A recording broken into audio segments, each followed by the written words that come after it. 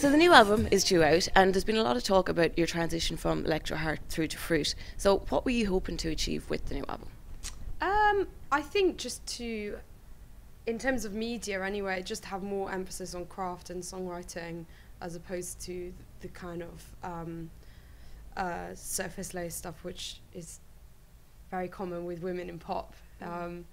So yeah, that's been one of my main aims and what I've been interested in talking about. With this album, you've gone much more maybe away from the electric side of things and more focusing on, again, getting a lot of instrumentation on there and, again, more in-depth songwriting. Was that important to you? Yeah, this time around, I mean, I love electronic production and I love pop music. I find it really interesting, but I think this time it was very much a natural decision to have a more human feel on the records, and that was evident from the start. Like when I started producing stuff, I was using electronic drum beats, and I was like, everything sounds a bit shit.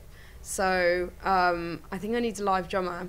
So my producer knew Jason Cooper from The Cure, and he ends up doing all of the drums on the record. And then I started to see what direction I wanted to go in, and for example, that I wanted live guitars across the whole record. So with Electro Heart, you had highlighted the issues there with perception of women and the image, and the whole feminism issue is something that's really come to the fore lately in acting and in different areas of the arts. Do you think it's important that high-profile people, again, like Patricia Arquette at the Oscars, are speaking out about these issues? Definitely, because if they do, like, they're in such a rare position. And to a degree myself, where we can be a voice piece for certain ideas, and for me that's what popular culture should be. It should be used to express ideas that are perhaps controversial or provocative, or just are not talked about enough, are kind of unspoken. So that's what I use music for, and that's what originally attracted me to making music. It was actually nothing about loving music or even being a good singer. It was just about communicating ideas.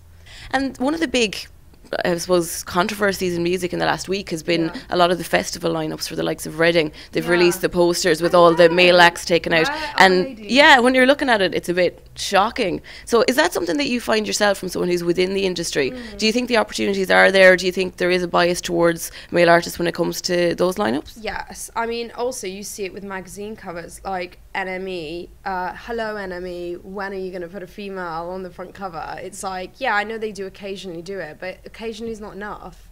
There are loads of female musicians. It's not about doing it because you need to have an equal amount of male and female. It's like, if music's good, then you just put whoever is good on the cover. But there are so many good female musicians. It's just like, I don't get it. Males like looking at females, so you're not going to lose any readership. No one's making any money anyway out of publications. What are you doing? So yeah, I see that across the board sometimes, in terms of the kind of mix of men and women. But yeah, more women need to form bands and create more music. As a female musician, as soon as there's any glimmer that you might have potential to be big, it's almost like A, there's a huge focus on how the girl looks, and B, that will dictate what the record label think her music should be like. So for me, because I have the potential to look very pop and like do all that kind of like red carpet stuff, it's like, why should that dictate that I have to make contemporary music? It's bullshit, really. And have you used your image in that way to take back that power? Because you've very much taken control and with your different albums and decided this is the look that I'm going to go for, and I'm going to... Yeah, I mean, it's a little bit... it's an interesting topic because I love just creating an image. It's not about like looking beautiful or like, what people think of me, because I know like how I look without all of that fat, and I look like a 12-year-old boy.